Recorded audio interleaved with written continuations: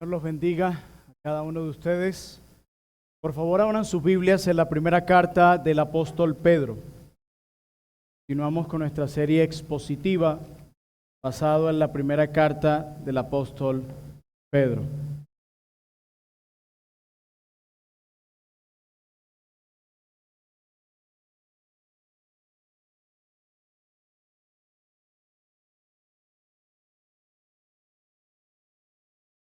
Leemos y oramos. Primera carta del apóstol Pedro, capítulo 3, versículos 8 al 18.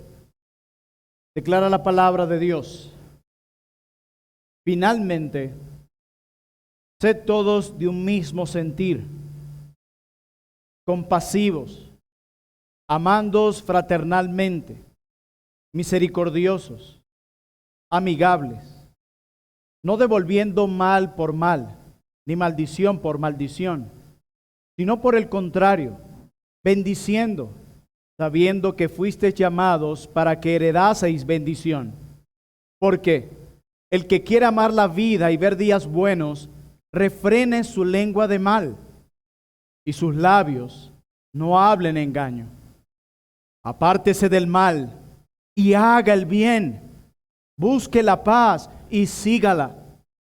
Porque los ojos del Señor están sobre los justos y sus oídos atentos a sus oraciones, pero el rostro del Señor está contra aquellos que hacen el mal.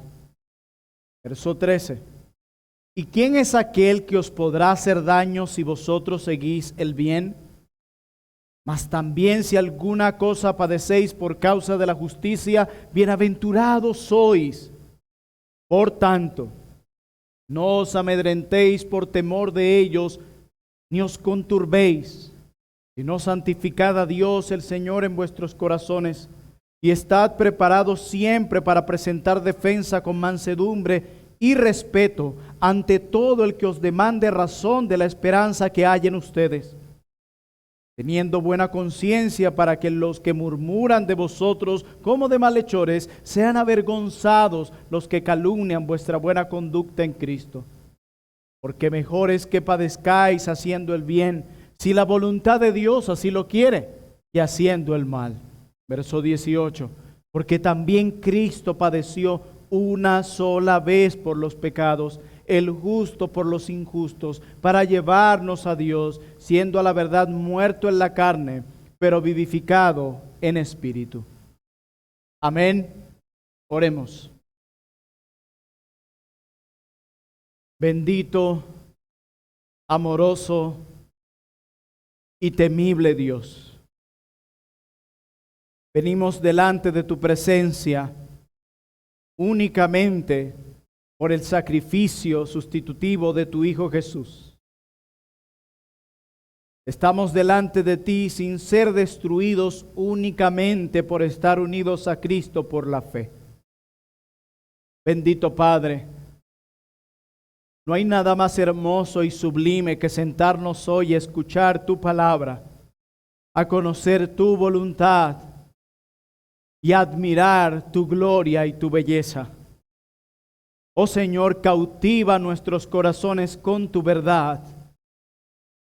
Llévanos con cuerdas de amor a tus pies y que podamos admirarte por encima de todo, seguir tus pisadas por encima de todo y representarte de una manera correcta en este mundo lleno de tinieblas.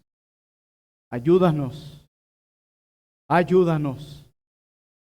En el nombre de Cristo te pido, ayúdanos. Amén.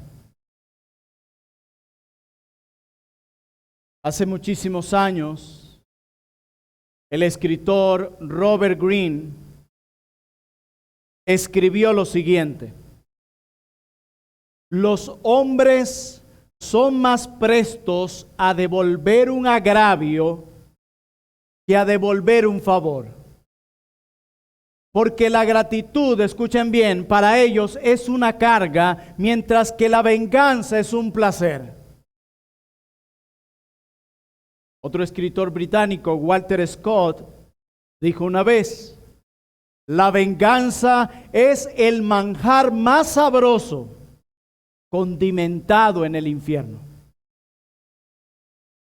Quizás pocos de nosotros expresaríamos abiertamente sobre el deleite que se siente cuando puedes vengarte de aquellos que te han hecho mal.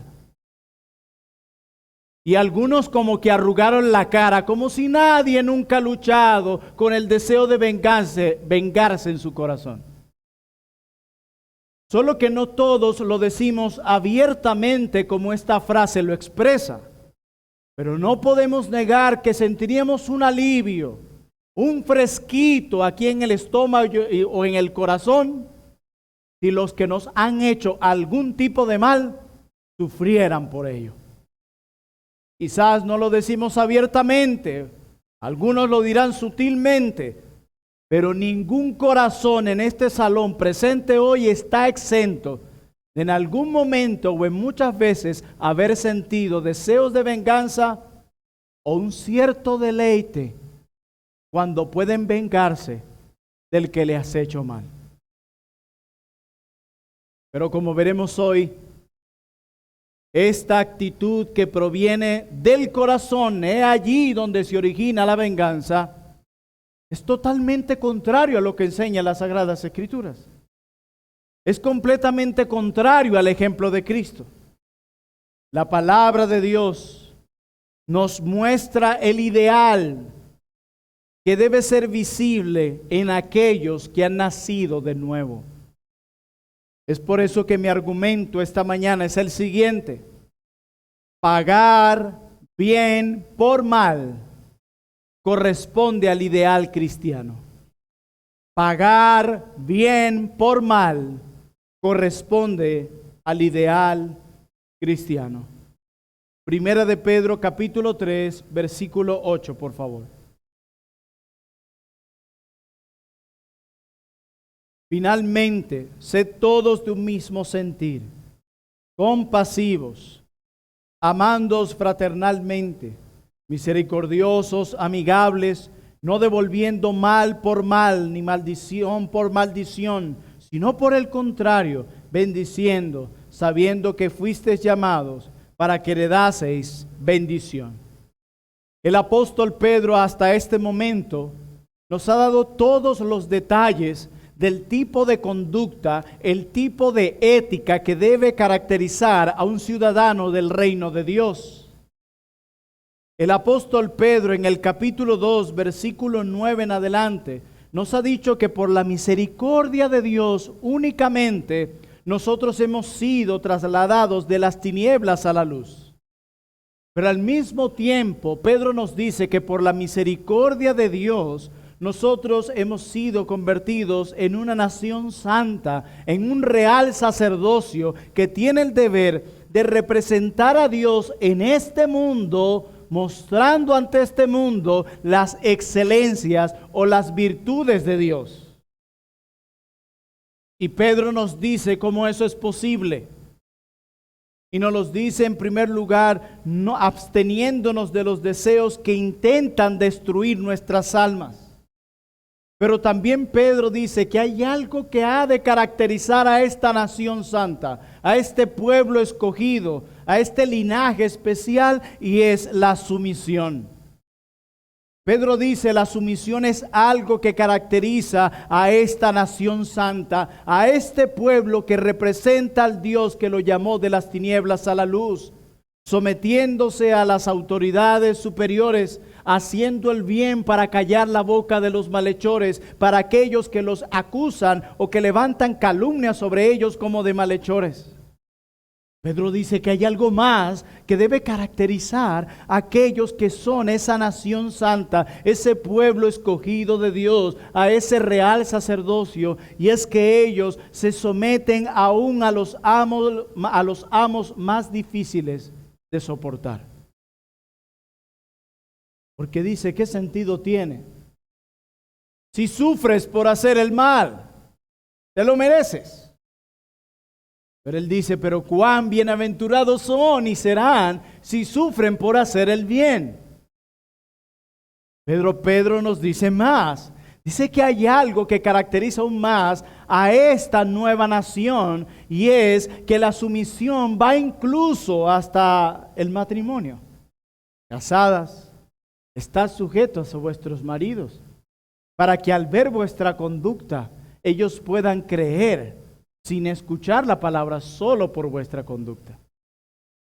Ahora bien, ¿qué tiene que ver toda esta sección con lo antes dicho? Mucho. Ahora el apóstol Pedro va a resumir con palabras magistrales y alentadoras todo lo que ha dicho antes para motivarnos a continuar con este camino de sufrimiento injusto, dando gloria a Dios a este mundo oscuro. Pedro pasará el resto de su carta, mis amados hermanos, recordándonos que podemos soportar fielmente el sufrimiento injusto debido a que estamos sobre un fundamento inconmovible. Debido a que tenemos una esperanza viva y una herencia incorruptible, nosotros podemos soportar fielmente el sufrimiento injusto mientras estamos expatriados en este mundo. Y lo primero que Pedro nos dice es lo siguiente: finalmente, o en conclusión, sed todos de un mismo sentir. El apóstol Pedro nos ha dicho cómo tratar a los hermanos, cómo tratar a las autoridades, cómo comportarnos en el matrimonio, y va a resumir todo y dice, sean todos de un mismo sentir. Está refiriéndose a las relaciones que tienen entre ellos como hermanos, y Pedro no está diciendo que todos en la iglesia deben pensar igual, pero deben tener una unidad fundamentada en algo, el evangelio de Cristo. De todos de un mismo sentir. Pedro dice que hay algo que ha de caracterizar a esta nación santa y es que ellos son compasivos. No hay virtud más solemne y que debe hacerse más visible en el pueblo del Señor que la compasión. Un cristiano que no es compasivo está muy lejos de ser parte del pueblo de Dios. Pero también el apóstol Pedro declara que hay algo que caracteriza a nosotros y es algo que nos ha dicho anteriormente, y es que debemos amarnos fraternalmente como lo que somos, la familia de Dios, como aquellos que han nacido de una simiente incorruptible. Pero también dice algo más: sean misericordiosos. Hay algo que caracteriza a esta nación santa y es que ellos son misericordiosos. Gracia es darte lo que tú no te mereces. Pero misericordia es no darte lo que tú sí te mereces. Y es aquí donde muchos de nosotros fallamos. El cristiano que ha nacido de nuevo y que tiene anclado su corazón en una esperanza viva debe aprender a ser misericordioso con todo lo que tiene a su alrededor. Debes aprender a tener más misericordia de tu vecino, debes aprender a tener más misericordia de tus hermanos, porque es esto lo que debe caracterizar a todos aquellos que han nacido de nuevo. Dice, sean amigables. No, pastor, lo que pasa es que yo soy muy introvertido y eso me cuesta, es mi personalidad. Pedro no está diciendo, este mandamiento es solo para los extrovertidos, no. Todo aquel que ha nacido de nuevo ha de caracterizarse por esto. Esta es una ética profunda que se espera y que deben modelar los ciudadanos del reino de Dios. Y dice el verso 9, y aquí la clave y lo que va a gobernar el resto del texto: no devolviendo mal por mal, ni maldición por maldición, sino todo lo opuesto. Bendiciendo, sabiendo que fuisteis llamados para que heredaseis bendición. Pedro dice que estamos llamados a bendecir, dice el apóstol Pedro. Sorprendentemente, la singularidad del pensamiento de Pedro en esta sección no es que estamos llamados a bendecir a Dios, como él mismo lo expresó en el capítulo 1, versículo 3. Sino que estamos llamados a bendecir a aquellos que nos hacen mal.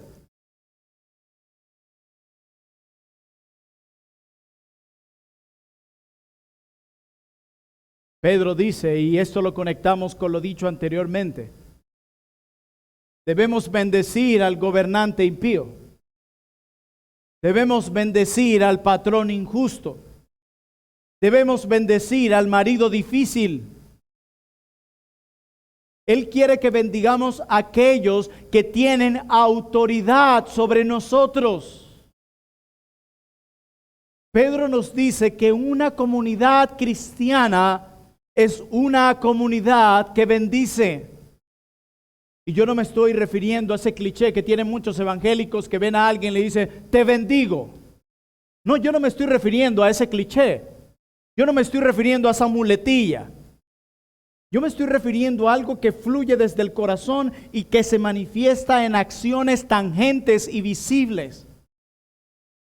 Es una ética profunda y superior la que se espera de los ciudadanos del reino de Dios. Amados míos, no se trata simplemente de portarnos bien. Esto es más profundo.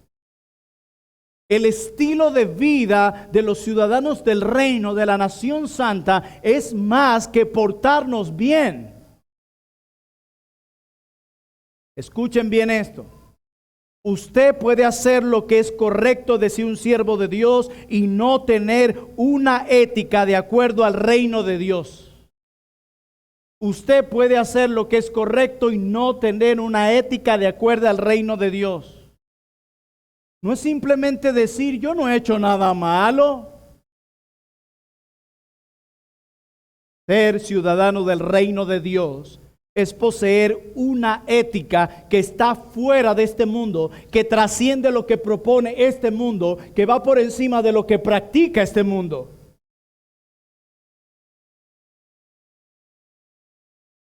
¿Ustedes no se han preguntado en algún momento,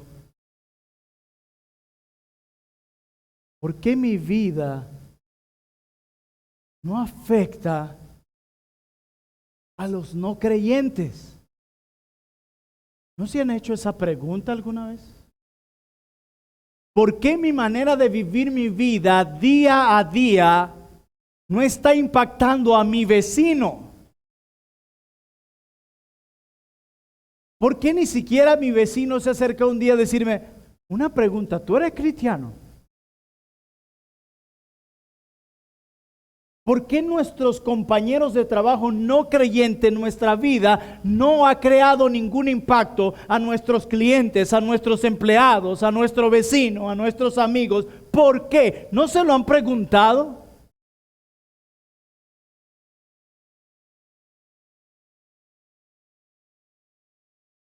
Hay algo que diferencia la ética profunda de los ciudadanos del reino de los cielos. ¿Y saben qué es? El moralismo superficial, portarnos bien. Lo más probable es que tú no estés haciendo ningún impacto a tus compañeros de trabajo, a tus clientes, a tu vecino e incluso, hermanos, aquí en la fe. Más probable es que tú tengas un moralismo superficial como el de ellos. Entonces, el vecino dirá, bueno, yo no veo nada diferente en él. Él hace lo mismo que yo, se porta bien como yo. No le arranca las matas al vecino, no tira agua sucia por la ventana. Yo nunca lo he escuchado decir una grosería. Dice buenos días, es educado. Es uno como yo. Moralismo superficial se llama eso. No ética profunda del reino, moralismo superficial. Y como tu moralismo es superficial, tú lo que haces es portarte bien. Eso no va a crear un impacto a nadie porque eres como ellos, anhelas lo mismo que ellos, persigues desde el lunes lo mismo que ellos, hablas como ellos, te conduces como ellos. Aunque no hagas nada malo, simplemente te portas bien. Moralismo superficial. Pero no esa ética profunda que supera los ideales de este mundo. Por eso es que no hay ningún impacto. A veces deberíamos preguntarnos, ¿yo estoy actuando como mi Padre Celestial actuaría? ¿Yo siento como mi Padre Celestial siente? ¿No se han preguntado eso? Y Pedro dice, que la comunidad del reino es una comunidad que bendice. Cuando vivimos en el mundo de esta manera, nuestras acciones serán recompensadas, dice Pedro. El texto dice que obtendremos bendición. Eso es lo que dice al final del verso 9. Sabiendo que fuisteis llamados para que heredaseis bendición. ¿No es esto alentador para nosotros? Que la bendición que enviamos se regresa, y esto no es un mantra, bendice que esto se te va a devolver el doble. Y todo el mundo comienza a decir, te bendigo, te bendigo, te bendigo, te bendigo, te bendigo. Y la bendición aquí, no piensen en términos materiales, las bendiciones que Dios nos promete son cosas que no se desvanecen. No son tesoros donde los ladrones pueden minar y hurtar, o donde no son tesoros ni bendiciones que la polilla y el orín pueden corromper. Dice el apóstol que cuando bendecimos, recibiremos una bendición, y que esta clase de bendición caracteriza a los ciudadanos del reino de Dios. Y esto es interesante porque Pedro usa mucho el lenguaje de las bienaventuranzas. ¿Recuerda las bienaventuranzas? Bienaventuranzas son frases que prometen ciertas cosas a ciertas personas que se caracterizan por algo, y esa recompensa que recibe esa persona que se caracteriza por algo lo hace muy feliz. Eso es una bienaventuranza. Y miren lo que declara el texto aquí, por ejemplo, el versículo 9 de Mateo 5. Bienaventurados los pacificadores, porque ellos serán llamados hijos de Dios. ¿Quiénes son completamente felices? ¿Qué caracteriza a estos bienaventurados? Son pacificadores. Ellos, en lugar de buscar el conflicto y promoverlo, ellos buscan la paz. Ellos serán bienaventurados. Dice el versículo 10 de Mateo 5, bienaventurados los que padecen persecución por causa de la justicia, y aquí la recompensa, porque de ellos es el reino de los cielos. Y el mismo principio de las bienaventuranzas lo usó Pedro. Bendigan a los que los maldicen y recibiréis bendición. Una comunidad cristiana, dice Pedro, es una comunidad que bendice. Y escúchenme bien esto, mis hermanos. No es solamente no pagar mal por mal. Eso puede ser sencillo. Él me empujó, yo no lo empujé. Él me agredió verbalmente, yo no respondí. Muy bien. Pero el texto no solamente quiere dejarnos con un aspecto negativo, no solamente no paguen mal por mal, y aquí donde va la ética profunda del reino, sino, ¿saben qué? No solamente no respondan con la misma maldad con la que Él te ha atacado a ti, sino que ahora tú vas a tomar la decisión de bendecirlo a Él. ¿What? Como diría el pastor Rubén. Wow. ¿Es eso? Esta es la ética profunda del reino. Tú no solamente tomas la decisión de no tomar las mismas armas que tu enemigo tomó contra ti, sino que tú decides voluntariamente hacerle bien al que te ha hecho mal.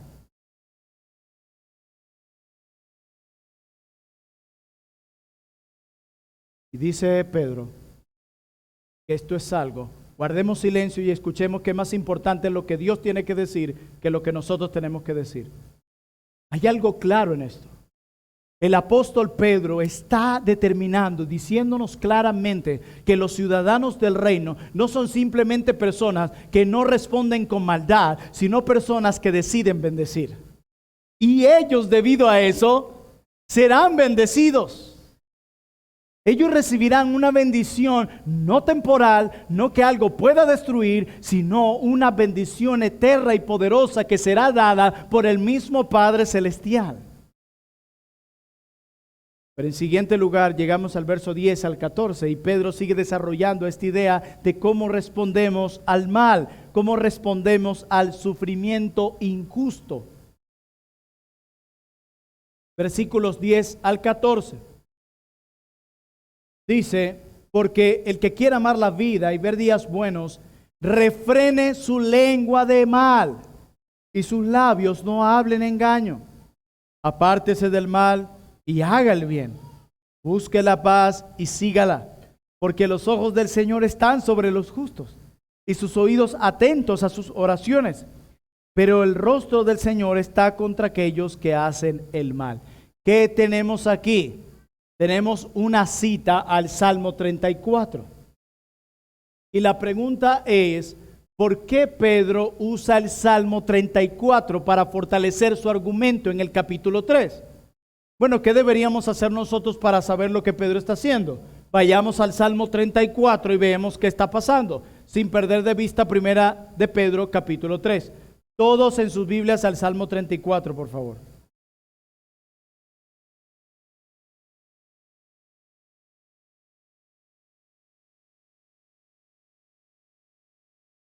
El Salmo 34, al inicio, nos brinda un poco de contexto bíblico e histórico.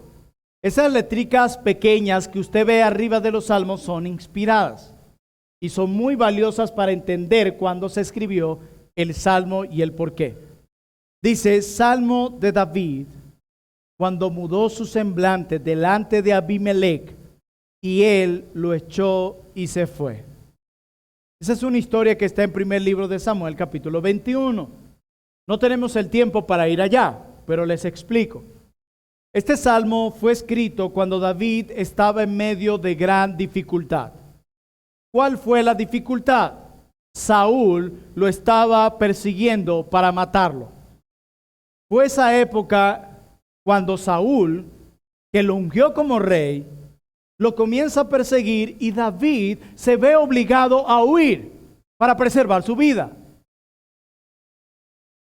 Saúl terminó convirtiéndose en un gobernante injusto que usó su autoridad ¿para qué? Para lo malo. ¿No se les parece eso familiar a lo que está viviendo la audiencia de Pedro en los días de Nerón? Y en primer libro de Samuel, capítulo 21, que es de donde fluye esta historia, nos muestra el momento en el que David se presenta ante el sacerdote Abimelech y luego se va a la cueva antes de que lo descubran los soldados de Saúl y lo quieran matar. David fue obligado, debido a esta persecución por este gobernante injusto, fue obligado a sufrir en la tierra como un exiliado. ¿A qué se les parece esto con la audiencia de Pedro? Hermanos, David en medio de una persecución injusta, ¿saben qué hizo? Dos cosas. Continuó bendiciendo a Dios, aún en medio de esa persecución. Miren cómo inicia el Salmo 34. Bendeciré a Jehová en todo tiempo.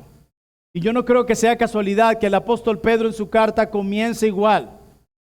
Bendito sea el Dios y Padre que nos hizo renacer para una esperanza viva por medio de la resurrección de Cristo.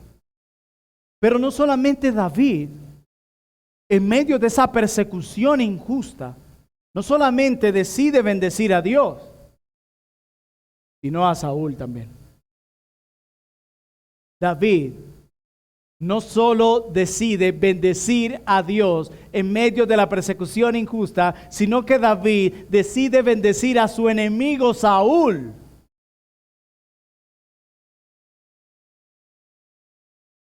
Dos veces. Durante esos años de peregrinaje, David tuvo la oportunidad de quitarle la vida a Saúl, quien lo persiguió de manera incesante, pero David decide bendecirlo. ¿De qué manera? Preservándole la vida. Porque hay diferentes formas de bendecir al que te hace el mal. En la primera ocasión, cuando David decide bendecir a su enemigo, ¿cómo lo hace? David cortó una punta de la túnica de Saúl cuando Saúl había entrado sin saberlo en la cueva donde se escondía Saúl, donde se escondía David. Eso lo encontramos 2 capítulos después, en 1 de Samuel 24. David, ¿qué hace? Él tiene la oportunidad de matar a Saúl, a su enemigo. Y lo que hace es, le corta un pedazo de la túnica. Y después que Saúl se levanta y se va, David lo llama desde la entrada de la cueva. Saúl, ¡hey, Saúl! Y Saúl respondió, ¿es esta tu voz, hijo de David? ¿Eres tú, hijo de David? Y miren lo que responde Saúl. Eres más justo que yo, porque me has devuelto bien, mientras que yo te he devuelto mal. Así el Señor te pague con bien por lo que me has hecho hoy. Lo dice el primer libro de Samuel 24, 16, 17 al 19. ¿Qué es lo que hace Saúl? Tú me has bendecido, aun cuando yo lo que he hecho es procurar tu mal. Dios bendiga eso. ¿Y qué es lo que dice Pedro? Bendigan al que les hace mal y recibirán bendición. El mismo principio. Pero viene una segunda ocasión. David tiene otra oportunidad de quitarle la vida a aquel que lo asedia con fuerza, a su enemigo, a este gobernante injusto que no ha hecho más sino mandarlo al exilio, mantenerlo viviendo en una cueva y preocupado constantemente porque éste lo perseguía. Se le da la oportunidad 2 capítulos más. Primer libro de Samuel, capítulo 26. ¿Qué sucede ahí? David de nuevo le perdonó la vida a Saúl, mientras Saúl dormía en su propio campamento. David se negó a ser el que socavaría la autoridad dada por Dios a Saúl, y en su lugar, ¿qué hace David? Toma la lanza y su yelmo. Después de regresar David y mantenerse a una distancia segura, David volvió a gritar, ¡hey, Saúl! ¡Saúl! Y Saúl respondió, el Señor recompensa a cada uno por su justicia y su fidelidad. Bendito seas, hijo mío David.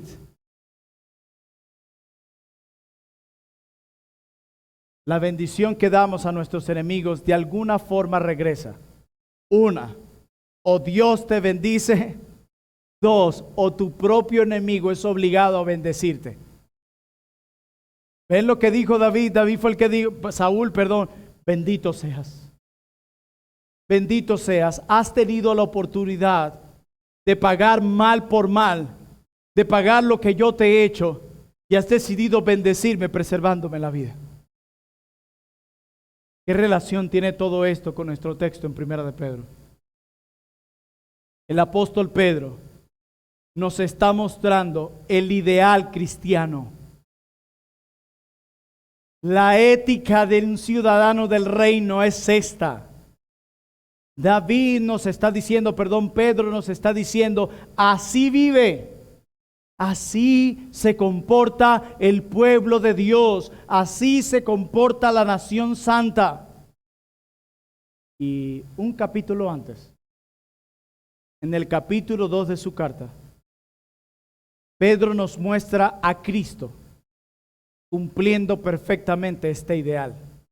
Vayamos a 1 de Pedro capítulo 2, por favor. Todos en sus Biblias.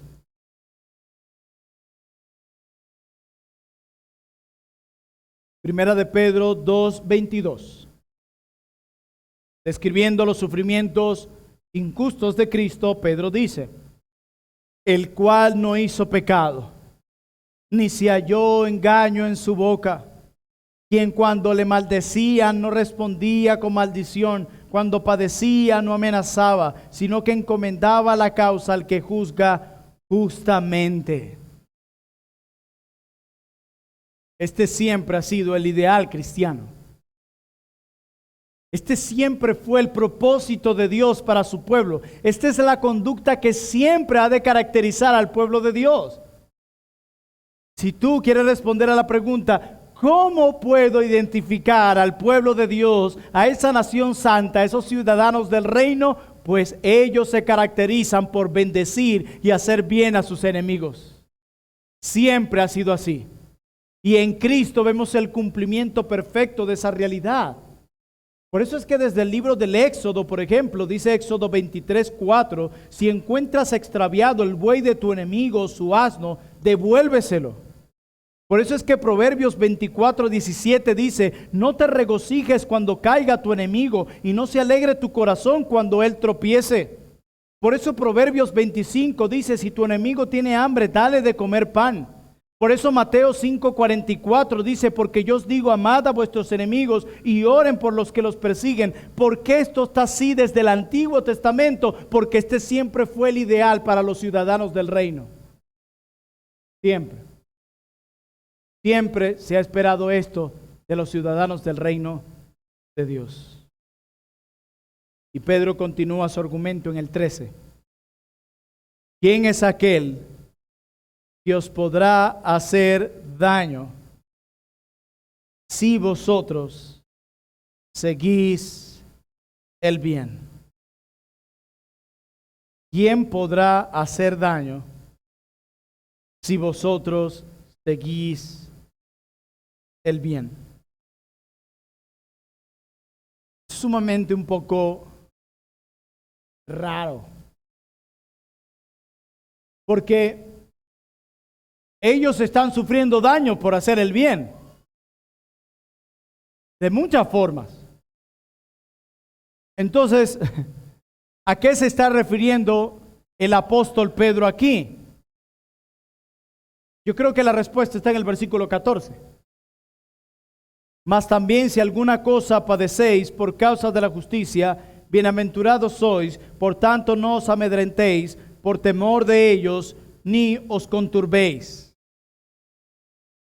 Lo que Pedro está diciendo cuando dice que si hacemos el bien, nadie podrá hacernos daño, con la bienaventuranza que se recibe por hacer el bien, es como si Pedro estuviera diciendo, a lo que yo me estoy refiriendo es, por más que ustedes sean asediados por hacer el bien, nadie podrá robarle la bienaventuranza que poseen en Cristo.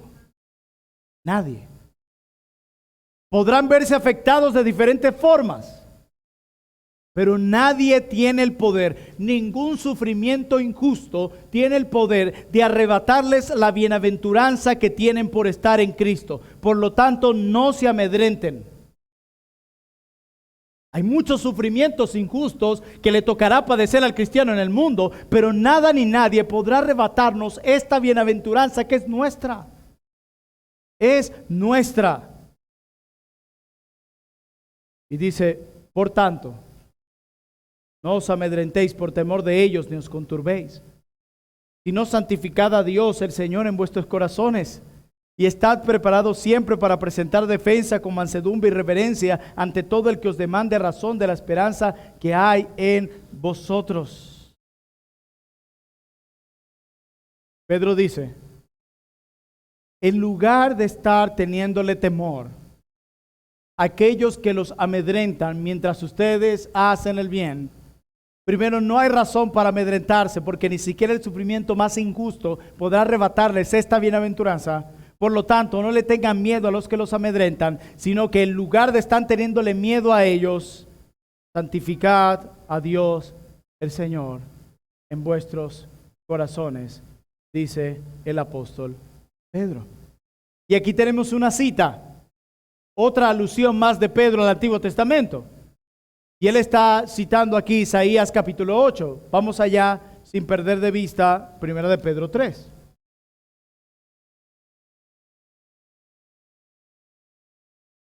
Isaías capítulo 8. Él está citando el verso 12, pero yo quiero leer 2 y 13 para estar en contexto.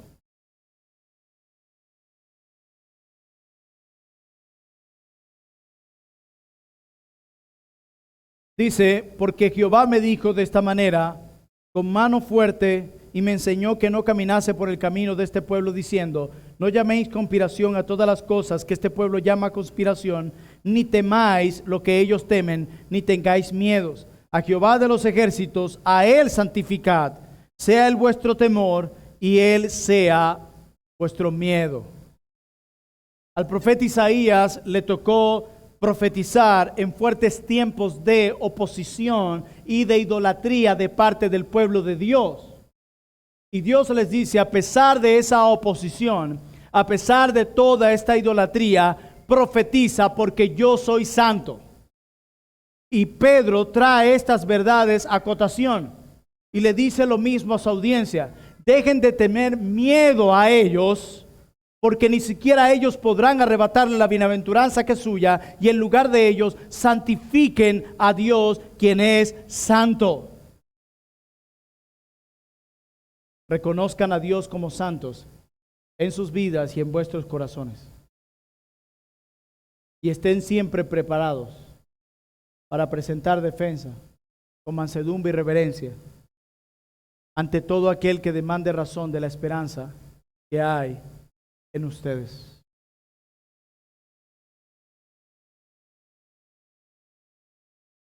Pedro está diciendo que este sufrimiento injusto se convierte también en una oportunidad para testificar de la esperanza que nos ha sido dada por la resurrección de Cristo. Y esa es la palabra de Pedro para defensa, es donde viene la palabra apologética.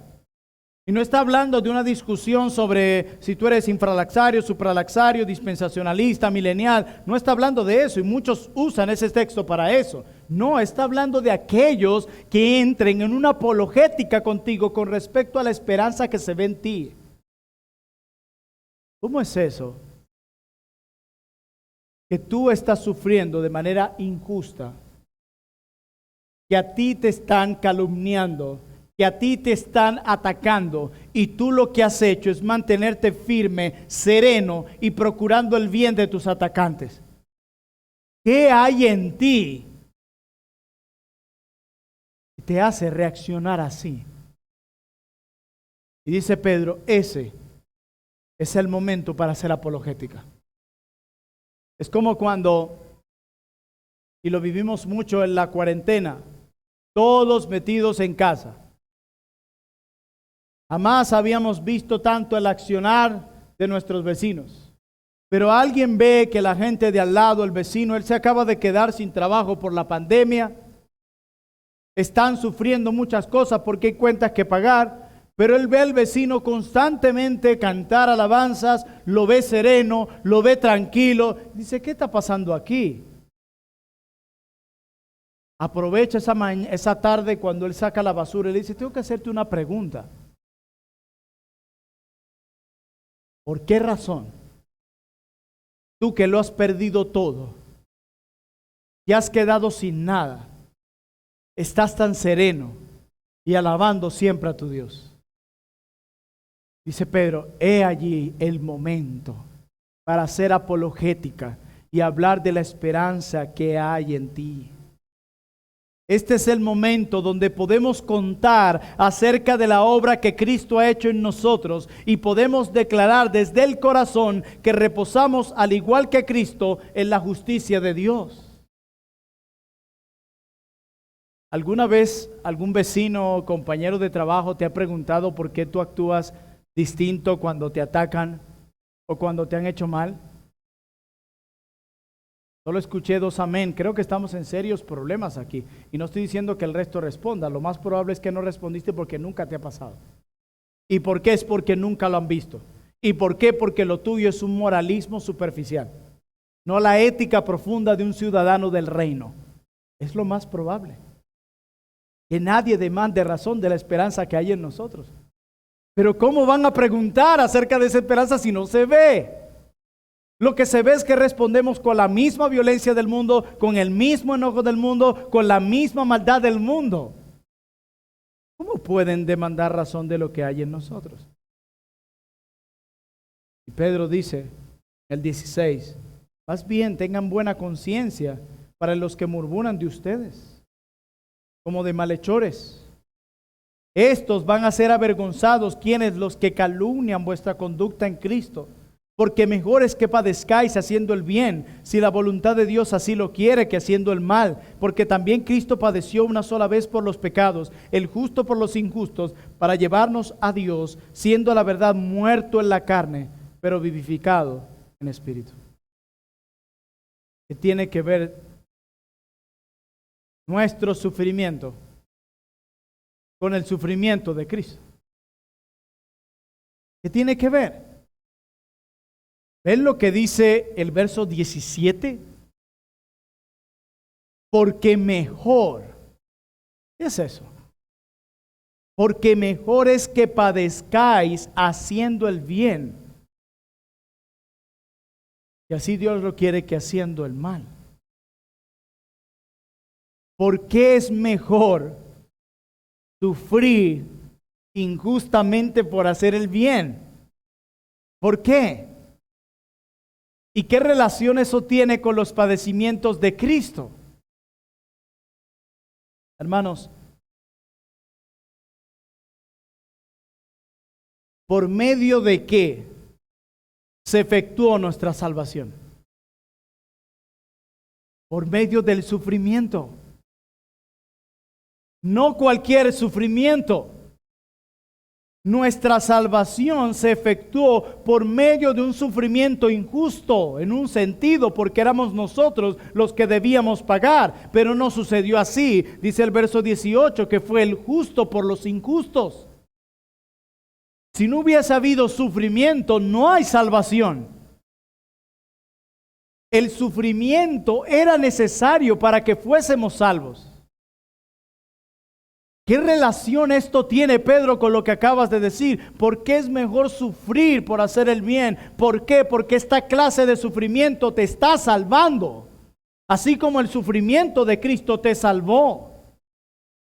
El mismo medio que fue usado para salvarte en Cristo es el mismo medio que Dios usa para seguirte salvando en Cristo. Por eso es mejor que sufras de esta manera, por hacer el bien, porque este sufrimiento, como lo vimos en el capítulo 1, está contribuyendo para llevarte a tu salvación final. El que persevera hasta el fin, este será salvo. Este sufrimiento no es un obstáculo, es un medio que Dios usa para llevarnos a la salvación final. El mismo sufrimiento que Dios usa para evidenciar la falsa conversión de alguien, ese mismo sufrimiento Dios lo usa para confirmar la salvación de otro. Es mejor que sufra por hacer el bien. Ahora bien, porque también Cristo padeció una sola vez por los pecados, el justo por los injustos. Pedro nos ha dicho, ustedes deben bendecir a sus enemigos en medio del sufrimiento injusto porque recibirán bendición. Pedro nos ha dicho, ustedes deben bendecir a sus enemigos porque este es el ideal cristiano. Pedro dice, ustedes también deben bendecir a sus enemigos porque en esto, este sufrimiento, llevará a ustedes a la salvación como lo hizo con Cristo.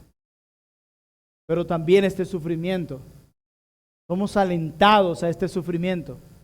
Porque un día, dice el verso 16, serán avergonzados los que nos calumnian de malhechores.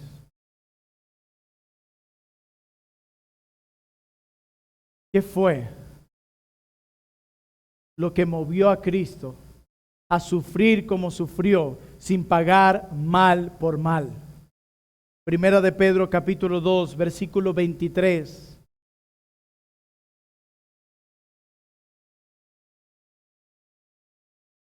Quien cuando le maldecían no respondía con maldición, cuando padecía no amenazaba, sino que encomendaba la causa al que juzga justamente. Y Pedro nos acaba de decir, un día, mis hermanos, aquellos que los atacan, aquellos que les hacen mal, aquellos que los amenazan, un día serán avergonzados. Reposen en la justicia de Dios de la misma manera como Cristo reposó en aquel que juzga justamente. ¿Saben por qué? Porque finalmente es Dios y únicamente Dios el que juzgará al que hace el mal. Reposen en ello. Reposen en ello. De la misma manera como Cristo lo hizo. Aquellos que los asedian serán un día avergonzados, dice el Señor. La comunidad del reino de Dios es una comunidad que bendice a aquellos que le hacen el mal, para mostrar de esta manera las excelencias de Dios y su identidad. Ellos son una nación santa y un real sacerdocio que tiene el deber de representar a Dios en este mundo.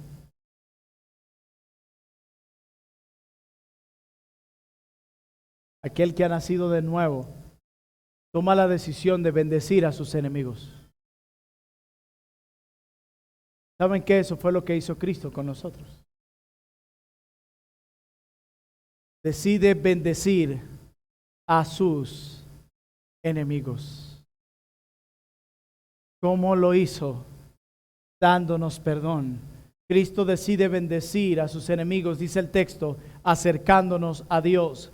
Cristo decide bendecir a sus enemigos, dándoles vida eterna. Cristo decide bendecir a sus enemigos, satisfaciendo el vacío de sus corazones. Cristo decide bendecir a sus enemigos, dándoles su amor. Cristo decide bendecir a sus enemigos, dándoles su poder. Cristo decide bendecir a sus enemigos, dándoles vida a través de la resurrección. Él lo hizo. ¿Por qué nosotros no hemos de hacerlo? Y ustedes dirán, pastor, pero eso es imposible.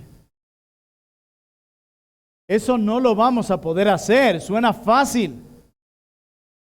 Pero ¿cómo vamos a bendecir al que me hace el mal?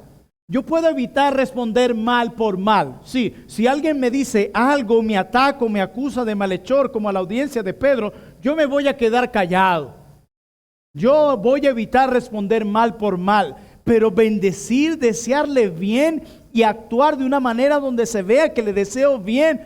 Allí hasta allá yo no llego. Eso es imposible. No es posible. Sí es posible. Hermanos míos, Cristo pagó para que eso pudiera ser una realidad. ¿Escuchaste eso? Cristo pagó para que esto pudiera ser una realidad, para que pudiéramos vivir la ética profunda y sobrenatural del reino. Cristo pagó para eso. Nadie puede pararse delante de Dios y decir, no puedo cumplir eso. Nadie. La razón por la que tú no frenas tu boca, la razón por la que tu corazón todavía está lleno de venganza, la razón de eso no es porque Cristo no te haya capacitado. Él pagó para que esto pudiera ser una realidad. Dejemos de ser esos cristianos que dicen, no, esto es difícil, no puedo, esto es imposible, porque eso muchas veces es lo que nos empuja al camino de la apatía y la desobediencia. No confiamos en el poder de Dios. Dice Pablo que el poder que resucitó a Cristo, ese poder opera en nosotros. No podemos decir no puedo. Podemos decir es difícil, o como recordaba mi pastor Rubén ayer en nuestra clase en la academia, nos las vivimos diciendo es que no soy perfecto. Nadie es perfecto. Y es verdad. Pero siento que lo usamos para justificar nuestra maldad. Hermanos míos, el egoísmo es natural en nosotros. El chisme y la murmuración es natural en nosotros. El deseo de vengarnos, la ira, son naturales en nosotros. Yo no sé si ustedes se dan cuenta, pero a nosotros no tienen que enseñarnos a hacer el mal. Tú no tienes que enseñarle a un bebé cómo arrebatar con toda su fuerza el collar de la mamá. Tú no tienes que enseñarle a un niño acerca de cómo airarse o cómo ser egoísta cuando le dicen que comparta el dulce con otro niño. A nosotros, ¿saben qué? Si tienen que enseñarnos y repetirnos una y otra vez, el bien. El egoísmo, el orgullo, la ira, Y el deseo de venganza es natural en nosotros. Pero ¿saben qué si es sobrenatural en nosotros? El procurar hacer el bien al que nos hace el mal. La humildad no es natural en nosotros. El amor no es natural en nosotros. La fe no es natural en nosotros. Las palabras que edifican en lugar de las palabras que derriban no son naturales en nosotros. Por eso necesitamos de la obra sobrenatural del poder de Cristo en el Espíritu para que éstas se den en nosotros. Y lo que Pedro está describiendo aquí es una vida fructífera, la del bienaventurado. ¿Quieres saber qué tan fructífera es tu vida espiritual y qué tanto es avanzado? Evalúa la manera que respondes cuando te sientes atacado. Y ahí está la respuesta. Y puedes describir si tu vida es una vida fructífera o estéril. Puedes darte cuenta que tanto has crecido o no. Tú no sabes que has crecido en la fe porque ahora has leído más y conoces más que antes. Tú sabes que has madurado porque ahora has aplicado más las verdades que entiendes de lo que las aplicabas antes. He allí la verdadera sabiduría, la verdad aplicada al corazón. Y Pedro presenta el camino del bienaventurado. Es un camino donde decidimos, debido a la obra de Cristo en nosotros, perseguir el ideal cristiano. Responder bien por mal. Bienaventurado el varón que no anduvo en consejo de malos, ni en silla de escarnecedores se ha sentado, sino que en la ley de Jehová está su delicia, y medita de día y de noche en ella. Será como árbol plantado junto a corriente de agua, que su hoja no cae, sino que prospera en todo lo que hace. Pero no así los malos, no se levantarán en la congregación de los justos, sino que Dios los juzgará de la misma manera como estos serán juzgados. ¿Quieres mostrarle al mundo que el cristianismo es real? Bendice cuando te hagan mal. ¿Quieres mostrarle al mundo que realmente has nacido de nuevo? Bendice cuando te hagan mal. Esta actitud corresponde a los bienaventurados.